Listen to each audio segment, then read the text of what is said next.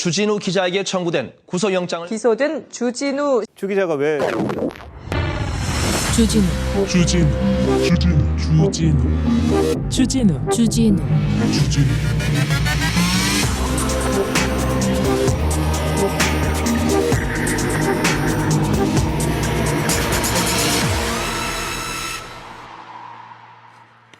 애청자 천재소녀다님이 이런 얘기 하셨어요.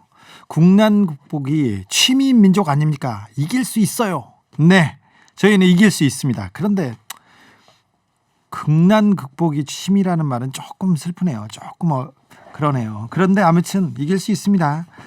현장에서 뛰고 있는 분들, 네, 그 노고 잊지 않겠습니다. 다 같이 힘들어도 우리 좀 참고 이겨낼 수 있습니다. 우리가 잘하는 겁니다. 여기는 순수 음악 방송 아닌 밤중에 주진우입니다.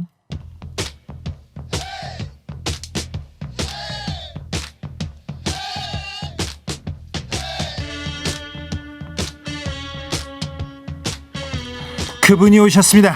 믿습니다. 정치자들 화장실 못 가게 붙잡은 그분이 오셨습니다. 오늘 아닌 밤중에 현대사는 3.1절 특집으로 모십니다. 그분이 오셨습니다. 종교학 박사, 역사학자 이종우 박사님 함께합니다. 안녕하십니까. 학생이 행복한 민주대학 사회와 협력하는 공영대학 오늘 벨벳 자켓 입고 온 이종우 교수입니다. 네, 안녕하십니까. 예. 오늘은 3.1절 특집으로 독립운동가 열전을 준비했는데 네. 제가 신천지에 궁금한 점이 있어가지고 신천지에 대해서 약간 묻고 가겠습니다. 신천지 특집으로 꾸미겠습니다, 박사님. 예, 요거 통합니다. 통합니까? 3.1운동과 통합니다. 아, 그렇습니까? 왜냐하면은 3.1운동의 정신이 정의 인도 동포회거든요. 네, 인도주의적인 관점에서 우리 코로나 이겨내야 되지 않습니까? 그렇습니다. 코로나를 이겨내는 과정에서 저희가 신천지라는 종교가 어떤 종교인지 아는 것 매우 중요합니다. 인도주의적 관점에서 3.1운동과 신천지 묘하게 연결됩니다. 이 박사님 깔때기도 보통이 아니군요. 제가 그 깔때기란 말을 네. 사실은 이렇게 통용되게 썼는데 제가 종교 담당이기도 했어요. 그렇죠. 여의도 순복음교회 조영기 목사를 이렇게 그렇죠. 취재할 때 예. 열심히 제가 6달 넘게 다니고 9달 정도 이렇게 교회에 드나들었는데 무슨 말만 끝나면 헌금 얘기로 이어지는 거예요, 자연스럽게. 그렇죠. 비가 와도 헌금, 바람이 불어도 북녘의 동포를 생각하면 헌금. 그래가지고 이 사람 깔때기구나 이렇게 생각했는데 정봉주를 만났어. 근데 모든 게 비가 와도 자기 자랑, 눈이 와도 자기 자랑을 하는 걸 보고 이 사람 깔때기구나 이렇게 하네요. 요번에 참 근데 깔때기는 지금 거의 은어로 쓰이고 있어가지고 제가 통용된 거에 대해서 제가 죄송하게 심심한 사과 말씀 드리겠습니다. 여기는 순수 음악 방송이고 바르는 말 쓰는 그런 방송입니다. 예, 노력합시다. 예. 네, 알겠습니다. 4746님 안녕하세요. 이혼 전문 변호사 좀 소개시켜 주세요. 운전 중에 간단히 보냅니다. 저희가 순수 음악 방송인데 이혼 전문 변호사 이렇게 소개시켜주고 그런 방송입니까? 맞습니다. 맞습니다. 네. 정치자의 행복을 위해서 저희들은 뭐든지 하겠습니다. 일단 사연과 자기 간단한 내용을 이렇게 보내주시면 저희가 저희 변호사들, 자문 변호사들한테 물어보고 이렇게 알려드릴 테니까, 그리고 바로 소개해드릴게요. 그리고 저희가 이혼 특집 한번 준비하고 있으니까 한번 여기로 보내주십시오. 예, 행복 찾아가십시오. 7685님, 예. 저는 부산에서 듣고 있습니다. 오늘 이종우 교수님께 들을 신천지 특집 무척 기대됩니다. 이런 분이 있습니다. 0295님, 박사님은 어떤 사람들이 사이비 종교에 빠지나요? 이렇게 물어봤네요. 일단은 사이비 이단이라는 용어에 대해서는 저는 이번 방송에서 제가 웬만하면 안 쓰려고 그러고 그 용어를 쓸 수 있는 사람들은 특정 종교에 신앙이 있는 사람들이죠. 근데 제가 염려스러운 거는 사이비나 이단이라는 말을 종교가 없는 사람들도 너무 쉽게 써요. 예, 그런 부분은 조금 염려스럽다는 전제 아래 그런 종교에 빠져드는 사람들은 대개는 현재가 되게 힘든 사람들이죠. 네, 그럼 그렇죠. 반대로 얘기하면은 죄송합니다. 그런 사람들의 마음을 파고드는 것들이 종교의 일정한 전략 중에 하나라는 거죠. 저도 사이비 종교 집단 그리고 이 조금 이상한 종교 집단 취재 많이 했어요. 제가 기자 생활 처음 한 90년대 말 세기말이어서 네. 종말론 그런 게 너무 많았어요. 그리고 종교가 사람들한테 미치는 영향이 커서 인간이 이렇게 나약한 존재구나 이런 생각 많이 했었거든요. 음. 그래서 지금 또 신천지 문제가 조금 더 또 남일 같지 않습니다. 신천지가 언제 생겼어요? 신천지가 공식적으로 처음 생긴 거는 1980년대입니다. 근데 그래요? 신종 종교네요. 예, 이만희 씨가 어릴 때부터 몸이 굉장히 병약했다고 합니다. 네. 몸이 병약하다 보니까 자기의 아픈 몸을 나을 수 있는 곳을 계속해서 찾아다닌 거죠. 거기에 이게 종교였군요. 예, 그러다가 종교회까지 찾아가서 이 과정에서 장막성전이라는 종교가 생겨나는데 이 장막성전이라는 종교가 나중에 이 장막성전의 리더인 유재열이라는 사람이 장막성전. 네. 네.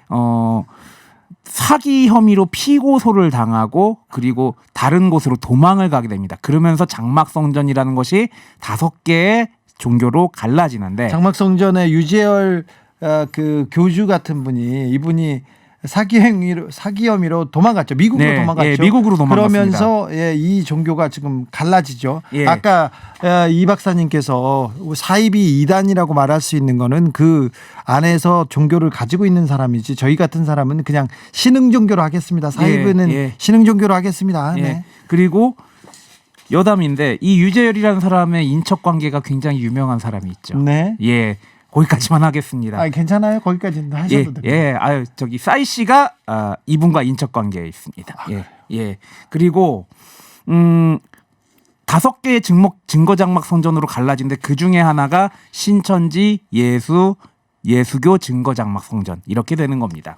그렇습니다. 그래서 5개의 증거장막 성전 파 중에 가장 성공한 교파가 바로 신천지 증거장막 예수교 증거장막 성전이죠. 장막 성전 중에 5개 파 중에 가장 성공한 데가 신천지다. 네. 여기까지 왔습니다. 네. 그래서 유재열 교주는 사라지고 그 다음에 이제 이만희 씨만 남았습니까? 나머지 분들이 증거장막 성전의 리더들이 있었는데 그분들은 워낙에 교세가 크지 않다 보니까 조금 수그러들고 지금 이만희 씨가 이제 신종교에서 가장 좀 주목받는 사람이 되었죠. 그렇죠. 한 80년대 이후에 몇 퍼센트 성장 이러고 성장률을 얘기할 수는 없지만 가장 급속도로 성장하고 있는 신흥 종교임에는 분명합니다. 신천지가 털을 잡은 게 과천인가요? 예, 과천에 본부가 있는데 참 재밌는 게 사람들이 물어보더라고요. 왜 과천이나 왜 과천일까요? 정부 종합청사가 있고 그리고 사람도 많지 않은데. 일단 첫 번째로 이제 서울이랑 접근성은 좋으면서 개발되기 전에는 사람의 인적이 드물었기 때문에 자기들만의 공동체 생활을 할 수가 있었고요. 두 번째로 청계산, 관악산, 수리산까지 이어지는 이 산맥이 많은 종교 그리고 무당들도 굉장히 영산이라고 평가를 합니다. 아니 무당들의 명산은 계룡산 아닙니까? 계룡산은 경쟁률이 셉니다. 네, 제가 20대 때 계룡산에 여름에 간 적이 있는데요. 아니 여름 밤에 여기저기 귀신풀처럼 불 켜놓고 기도하는 사람은 그렇게 많더라고요. 제가 계룡산 갔다 인상적이었던 게 계룡산에 낮에 올라가면은 곳곳에 촌농 떨어지고 남은 자국들. 저희 무당 여러분들 좀 잘 좀 치우고 다니세요. 다 그렇진 않지만. 그리고 밤 되면은 징소리, 장구소리 꽹꽹꽹 많이 납니다. 그리고 저쪽 가면은 주여 막 별 난리가 다 나요. 계룡산에 하나님들 많습니다. 예, 그리고 우리나라 문화관광부에서 종무실이라는 기관이 있는데 종교를 관장하는 기관이죠. 거기에서 종교에 관련된 통계를 계속 내는데 내가 신이요라고 해서 신자 1명 아니면 자기네 가족 이렇게 얘기하면서 그 주소지를 계룡산으로 두는 데가 적어도 한 1000개는 될 겁니다. 네, 그러니까 1000명의 하느님이 계신 데가 계룡산입니다. 인왕산도 많죠. 인왕산 영산이죠. 그래서 인왕산 같은 경우에는 불교 쪽이 좀 굉장히 강하고 무당들도 굉장히 많이 찾는 곳이죠. 근데 청계산, 수리산 이쪽은 기독교가 많습니까? 자, 보겠습니다. 자, 청계산, 관악산, 인왕산 자락에 있는 대표적인 신종교 교파들 한번 보겠습니다. 신천지 예수교 증거장막 선전, 은혜로 교회, 기쁜 소식 선교회. 고속도로변에 있잖아요. 네, 그렇습니다. 가만히 보면은 그 3줄기 따라서 있는 신종교들이 굉장히 많고요. 그리고 그쪽에 대형 교회들도 많습니다. 예. 네. 그 안양에 또 대표적인 대형 교회 하나 있지 않습니까? 샘물교회. 네. 예. 굉장히 이쪽에 교회도 많고 그리고 교회가 아니더라도 무당들의 개인의 신당들이 굉장히 많아요. 네. 그런 것들을 그런 것들 보면 제가 물어보니까 여기가 워낙에 명산이라서 그렇다라고 얘기들을 많이 하더라고요. 아니 명산하고 산세가 산기가 좋은 거하고 이렇게 아니 기도하시는 분들이잖아요. 예수님 네. 믿는 분들이 왜 그런 산세 뭐 지세 이런 걸 따질까? 글쎄요. 아무래도 우리나라 기독교가 뭐 저는 여기에 대해서 반대하는데 기복신앙적인 성격이 굉장히 강하고 우리나라의 무속의 영향을 많이 받았다는 게 이제 개신교 신학 쪽의 입장이거든요. 저는 네. 거기에 대해서 맞더라도 그게 뭐 어때서라는 입장이고 예 그렇습니다. 네, 저희 청취자들 청계산 나오니까 청계 이명박 선생 생각해가지고 청계 사는 돈에 산 막 이런 사람들 많은데 그런 거 아니에요. 그분하고는 상관없죠. 그분 소망교회 다니십니다. 예, 그분은 저기 헌금 걷고 강만수 씨죠. 예, 죄송합니다. 네. 아니 이분도 예. 기복 신앙일 수도 있어요. 그렇죠. 왜냐면 예수 믿고 부자 됐다 이게 이렇게 그런 분들이 있으니까. 뭐 거기에 가장 대표적인 것은 또 이제 주진우 기자의 전공 분야인 여의도 순복음교회 삼박자구원 네. 그런 것들도 나오죠. 좀 약간 조금 다릅니다. 산 얘기했으니까 노래 한 곡 듣고 와서 이 박사님 이야기 이어가겠습니다. 네, 산에 신들이 너무 많아서 네, 이 노래 준비했습니다. 산울림입니다. 산 할아버지. 박사님, 네. 증거장막 성전이라면서요. 이름도 어렵고 그랬는데 왜 신천지로 바꿨을까요? 신천지란 이름은 교회하고는 좀 어울리진 않잖아요. 신천지가고 우리가 흔히 부르는 이 종교의 원래 이름은 신천지 예수교 증거장막 선전인데 네. 죄송합니다. 신천지는 새 하늘 새 땅이라는 뜻 그리고 증거장막 선전이라는 말은 예수님을 뭐 증거할 수 있는 뭐 그런 식으로 해가지고 이 전부 다 요한계시록에 나와요. 이 말이 예, 이 말들이 전부 요한계시록에 나오는데 이 신천지라는 종교에서 요한계시록이라는 그 부분이 굉장히 중요합니다. 네. 예. 이게 왜 그러냐 하면은 이만이라는 분이 자신이 사도 요한급의 대언자라고 이야기를 하거든요.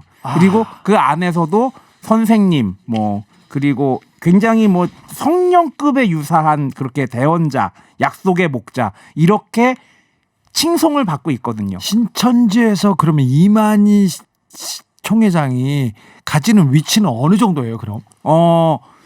신천지 신자들에게 당신의 종교는 무엇입니까? 기독교 아니고 신천지예요라고 얘기합니다. 그리고 이만희 같은 씨는. 경우에는 선생님이라고 합니다. 그래서 당신들의 신은 누구입니까? 우리는 예수를 그리스도라고 믿는 종교인데 이만희는 선생님이에요. 그리고 그분은 영생하실 거예요라고 얼마 전까지 얘기했다고 알고 있습니다. 영생이요? 예. 영생이요? 그러니까 그렇게 늙으셨는데 이제 곧 얼마 건강도 안 좋아 보이시는데. 한국 나이로 1931년생이니까 네. 예. 영생한다고요? 영생한다고 믿는 분들이 있어요. 그래서 아직도 그런 사람들이 있습니까? 예. 그리고 아마 이만희 씨의 위격을 놓고서 아마 신천지가 굉장히 내부적으로 분쟁을 하고 갈라지게 될 가능성도 높습니다. 예. 그래서 이 이만희 씨의 위치 같은 경우에는 기독교 교리에서 가장 중요한 게 삼위일체잖아요. 성부, 성자, 네. 성령이 하나다. 네. 근데 성부하고 성자는 뭔지 알겠어요. 딱 들으면은. 네. 근데 성령이 뭔지 사람들이 설명하기 되게 힘들어요. 그러다 보니까 우리나라의 기독교계 신종교에서 이 자신이 성령이다라는 식으로 얘기하는 사람들이 굉장히 많아요. 아, 그래요? 심지어는 전광훈 목사 같은 경우에도 다른 사람의 말을 빌어서 나를 보고 성령이라고 이야기하더라. 라고 얘기하잖아요. 신천지에서는요. 네. 코로나19에도 신경을 쓰지 않는데요. 네. 뭐 당국의 지시도 따르지 않고 막 뭐 자가격리도 마구 움직이고 그러는데 이분들이 영생을 믿기 때문에 몸이 다치거나 이 코로나 병을 하찮게 여기는 건가요, 그럼? 예. 그러면 신자들도 우리는 신천지를 믿기 때문에 영생을 누릴 거다 이런 생각합니까? 사람마다 믿음의 정도는 좀 달라서 다 일반화시킬 수는 없지만 네. 신천지라는 종교가 결국에는 자기네들 신도수가 얼마 이상이 딱 되면은 새로운 하늘 새로운 땅이 열리면서 이 세상이 무너지고 새로운 세상에서 우리는 구원받을 것이다라고 믿잖아요. 그러다 보니까 어떻게 되겠어요? 현세에 대해서 아무런 미련이 없는 거예요. 몸이 아픈 것도 미련이 없고, 그리고 현재 몸이 아픈 거는 다 하나님의 시험이라고 생각하고 이거를 신앙의 힘으로 극복할 수 있다고 생각하는 사람들이 꽤 되죠. 네. 신기하네요. 신천지가 아니라 이만희 총회장이지. 이만희 총회장을 믿는 이 신자들은 어느 정도 되나요? 요번에 명단 넘기지 않았습니까? 근데 명단 넘긴 내용 보면 20만이 넘잖아요. 예. 근데 여기에서 신천지의 교리 하나를 얘기할 필요가 있어요. 신천지의 교리가 14만 4천 명의 신자가 신천지의 신실한 신자가 모이면은 이 세상이 끝나고 우리가 14만 4천 명이 구원받을 거란 믿음이 있어요. 예. 그런데 14만 4천이 넘어가는 거예요. 왜? 교회를 하나씩 접수하니까. 예. 게임에서 도시를 인수했다고 뭐 그런 게임에서 인수하듯이 교회를 하나씩 접수를 하다 보니까 신자가 기하급수적으로 늘어납니다. 네. 그러다 보니까 14만 4천이라는 수를 지킬 수가 없어요. 네. 그래서 여기에 대해서 교리를 조금 바꿉니다. 뭐라고 바꾸느냐. 14만 4천이 들어갈 수 있는 사람들은 한계가 있다. 얼마나 전도를 열심히 하느냐. 얼마나 신천지의 교리를 널리 알리느냐에 따라서 14만 4천에 들어갈 수 있고 없고가 있다. 그래서 아직 14만 4천이 안 됐다라고 네. 얘기하는 겁니다. 그래서 추수꾼 얘기가 나오고 쭉정이 얘기가 나오는군요. 그렇죠. 예. 지금 신천지에서 알곡과 쭉정이 얘기를 굉장히 많이 하는데 신천지 교리에서 정확하게 신천지 신자인 사람들은 알곡이고 신천지 교리 비슷한 기존의 잘못된 개신교를 믿는 사람들은 쭉정이라고 생각해서 그들을 걸러내고 아니면 그들 중에 쓸만한 알곡들을 다 걷어가지고 우리가 신천지의 교세를 늘려야 된다라고 생각을 하는 거죠. 신천지 이 종교는 젊은 사람들이 많아요. 그게 또 특징인데 네. 젊은 사람들이 많습니다. 청년님. 제가 이게 에피소드 하나 말씀드리면은 요새 그 SNS 보면은 뭐 대신 전해드립니다. 아니면은 뭐 대나무숲 이런 게 굉장히 많잖아요. 그런데 보면은 제가 뭐 학교에 와가지고 타지 생활을 하는데 너무 힘들어서 친구가 필요해요. 뭐 누구 놀아주실 분 있어요? 그런 글들이 가끔 와요. 거기에 또 타지 생활하느라 힘든 학생들이 예 뭐 하고 연락해서 갑니다. 그럼 친해져요. 친해지다 보면 나중에 보면은 신천지 포교하러 온 사람들이 꽤 있어요. 아 그래요? 예. 이렇게 외로운 사람들 그리고 이제 타지 생활하는 사람들 처음에는 종교의 색깔을 띠지 않으면서 접근을 합니다. 네. 근데 기본적으로 신천지 같은 경우에는 기존의 개신교 교회를 대상으로 보통 포교를 많이 했거든요. 예. 이 개신교 교회에 들어가 가지고 열심히 활동을 합니다. 여러 가지 사례가 있는데 열심히 활동을 합니다. 네. 그래서 뭐 솔선수범하고 봉사하고 찬양하고 근데 우리 성경 공부 한번 같이 해볼래? 그리고 거기서 친해진 사람들을 한 명씩 모시고 가는 거죠. 근데 거기 가보면은 신천지인 거예요. 거기서 교리 얘기 듣고 확 신천지 교리에 넘어와가지고 그 개신교 교회 사람들을 한 명 한 명 포섭하면은 나중에 그 개신교 교회 안에 신천지 신자들이 많아지고 그러면은 그 교회가 신천지 교회로 바뀌게 되는 거죠. 신도들 중에는 그런데 젊은 사람들이 많으니까 네. 신도들 중에 그래 믿음 때문에 교리 공부하러 들어왔다가 눈이 맞아서 네. 사랑 때문에 우린 종교는 좀 뒤로 하고 그냥 우린 연애하겠다 이런 사람들 없나요? 연애하는 사람들도 꽤 발견이 됐다고 합니다. 근데 대표적인 예로 JMS라든지 그런 종교에서는 내부의 연애를 엄격하게 금지를 하는데 신천지 같은 경우에는 내부의 연애를 엄격하게 금지한다기보다는 그게 무슨 의미가 있어. 어차피 새하늘 새 땅이 열릴 텐데. 라고 이야기를 한답니다. 그래서 그래 연애해? 연애할 거면 빨리 결혼해? 그 정도. 그렇게 추천하진 않는 정도로 하는데 아무래도 젊은 사람들이 많다 보니까 커플들이 많이 생기고 그리고 집회 때 보통 많이 그 예배 때 많이 보이지만 기본적으로 젊은 사람들은 뭐 교리 공부하고 그런 사람들은 남자랑 여자랑 갈라져서 살아요. 집단 생활을 하는 거죠. 이게 또 코로나19가 굉장히 신천지에서 급속도로 퍼지게 되는 이유 중에 하나죠. 집단 생활합니다. 그리고 동선을 노출하지도 않고 네. 또 비밀주의 이런 게 좀 있죠. 그렇죠. 사고방식에서. 예. 그래서 제가 볼 때는 이 신천지 사람들이 왜 이렇게 명단을 공개를 안 하느냐 아니면 동선을 왜 이렇게 파악을 안 하느냐. 명단도 그걸 믿을 수가 없어요. 예. 네. 그러는 이유 중에 하나가 그들 특유의 폐쇄적인 문화 때문이라고 저는 생각을 해요. 그리고 역으로 신천지의 명단이나 그런 것들이 이렇게 공개가 되면은 신천지 내부 사람들의 동요도 있을 거라는 거죠. 아니 뭐 14만 4천이 찾네 안 찾네 그러고 있고 우리 교리가 지금 몇 명이 안 남았고 사람들의 수가 몇 명이 그렇게 얘기했던 게 다 지금 거짓말로 파악이 됐네. 나중에 보니까 이거 어떻게 된 거야 하고 신천지 내부에서 신자들이 따질 수가 있다는 거죠. 그렇습니다. 좀 신자들이 조금 깨어나서 얘기해야 됩니다. 이게 부끄러운 일입니까? 자기네들이 믿음이 있다면 이게 부끄러운 일 아니지 않습니까? 예. 그리고 또 큰 무리를 일으켰어요. 신천지의 비밀주의, 그 집단주의가 지금 큰 전염병을 지금 전염하고 있습니다. 그러니까 증상이 있는 분들 지금 밖으로 나와야 되고요. 치료 받아야 됩니다. 교황님도 아프면요 병원 갑니다. 그렇죠. 신부님도 병원 가고 목사님도 다 그렇습니다. 뭐 기도하면 낫게 해준다 그게 아니라요. 이제 병원에 가고 또 나의 그 아픔, 나의 병을 지금 드러내고 치료해야 됩니다. 자, 노래 한 곡 더 듣고 오겠습니다. 밖으로 좀 나오셔야 됩니다. 네, 김종서입니다. 세상 밖으로. 질문이 많이 와가지고 노래를 조금 끊었습니다. 농구가 하고 싶어요 님입니다. 이만희 씨가 영생한다면서 부인한테는 자기 죽으면 제사 지내달라고 했다는데요. 근데 그 얘기는 악의적인 소문일 가능성도 있고 그 얘기는 아무도 모르죠 당사자밖에. 근데 그렇죠. 여기서 포인트는 이만희 씨의 요새 한참 문제가 됐던 게 이만희 씨의 사생활 얘기거든요. 네. 이만희 씨 가족 얘기. 그렇죠. 네. 이만희 씨가 원래 첫 번째 결혼을 하고서 자식이 없어가지고 양자를 드립니다. 예. 그리고 나중에 김남이라는 분을 만나요. 근데 재밌는 게 이만희 씨는 이미 결혼한 상태였고 김남희 씨도 이미 결혼을 한 상태에서 신자였죠. 예, 네. 영적인 결혼식을 올리게 됩니다. 영적인 결혼식이요? 예, 그러니까 이건 또 뭡니까? 이만희의 부인은 영적인 부인, 종교적인 부인은 김남이다. 근데 요새 김남희 씨가 나 육적으로도 결혼했다. 육적으로도? 라고 얘기를 하고 나선 겁니다. 네.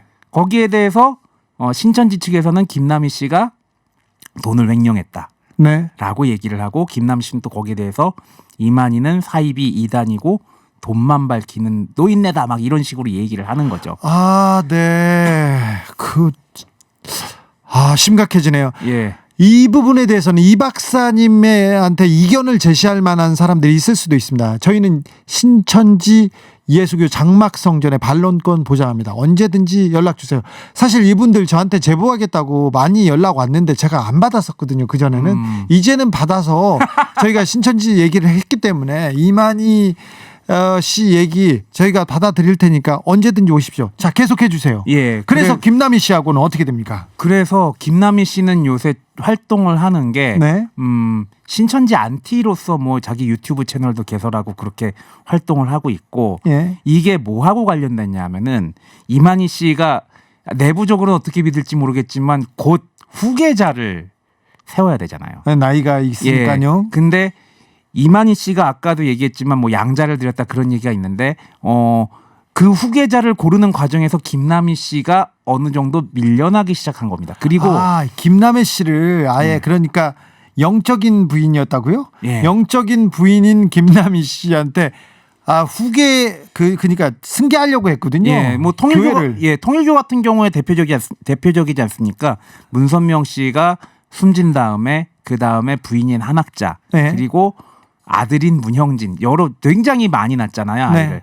그 자식들 사이에서의 그 분쟁과 갈등 뭐 대한항공에서 뭐 편먹고 어떻게 하는 거랑 약간 비슷한 모습 더 좀 심각한 면도 있죠. 예. 여의도 순복음교회도 그랬어요. 예, 여의도 맞습니다. 순복음교회도 조윤규 목사님이 그 기독교 하나님의 성회에서 예. 그 법에 헌법이 있어요. 법에서 몇 살까지 연임 못한다 이렇게 하니까 자기 아들한테 물려주려고 했어요. 근데 아들이 워낙 문제가 커가지고 아들이 큰 아들도 안 되고 둘째 아들도 안 되고 셋째 아들도 안 되니까 부인한테 물려주려고 작업을 하다가 제가 기사 써가지고 스톱했죠.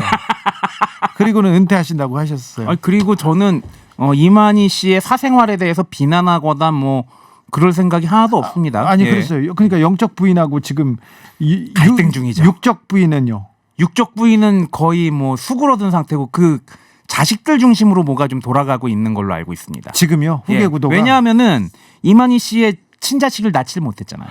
그러면 후계 구도 그러면 자식들한테 지금 그 교회를 물려주려고 합니까? 그런데 그러면 신천지 신자들은 어떻게 반응하고 있습니까? 거기서 교리를 바꿨죠. 또 이만희 씨가 영생을 하는 게 아니라 영적으로 영생을 한다는 얘기다라는 식으로 말을 조금씩 바꾸고 있죠. 이거 0951님 무한 집중되네요. 그런데 3.1절 얘기는 어떻게 하죠? 3.1절 얘기 뭐 하시려고 했어요? 원래 3.1절 얘기를 뭐 하려고 했냐면은 3.1절이 건국절이다라는 얘기를 하고 싶었어요. 3.1절이 건국. 그래서 우리에겐 건국절이 필요 없다. 네. 그리고 이 문제도 좀 다루고 싶었어요. 세월호 사건이 났을 때 구원파. 네. 구원파에 대해서 정부가 어떻게 했는지. 제가 그 진도 팽목항에서 취재하고 있었는데 갑자기 어느 날 아침에 구원파에 대한 파일이 유병헌 회장에 대한 파일이 거의 세무 파일부터 가족 등록표 그리고 전과 기록이 한날 한시에 쫙 퍼집니다. 그렇죠. 퍼집니다. 그래서 그 세월호 문제를 구원파로 덮으려고 구원파 잡고 구원받으려고 했던 박근혜 정권의 치부들이 조금씩 드러나기 시작합니다. 근데 신천지는 그런 건 아니거든요. 네. 근데 신천지는 워낙 지금 숨고 있어서 어떻게 해야 되는 건지 이게 국민 보건, 국민 건강에 치명적인 그 악영향을 미치고 있어서 이 부분 이 부분도 좀 다루긴 해야 되는데 좀 넘어가겠습니다. 3.1절 얘기는 다음 주로 넘어가시죠. 예, 알겠습니다. 다음번에 3.1절 특집인데 3.1절 관한 얘기를 한다는 보장은 없습니다. 저도 없습니다. 네, 그때 또 신천지를 또 해야 될 수도 있습니다. 아무튼 이 박사님 오늘 감사합니다. 예, 감사합니다. 네.